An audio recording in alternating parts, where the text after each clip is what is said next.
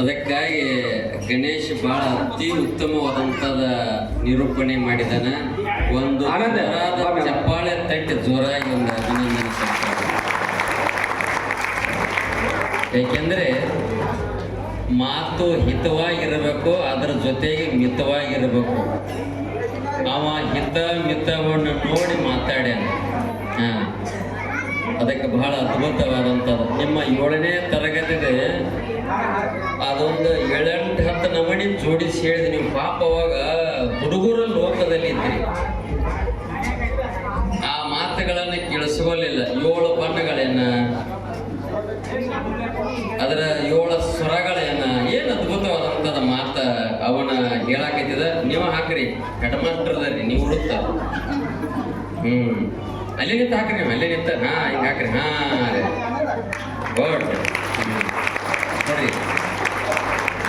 ಅದಕ್ಕಾಗಿ ಅದ್ಭುತವಾದಂಥದ ಅವನ ಎಂಕರಿಂಗ್ ಮಾಡಿದಾನೆ.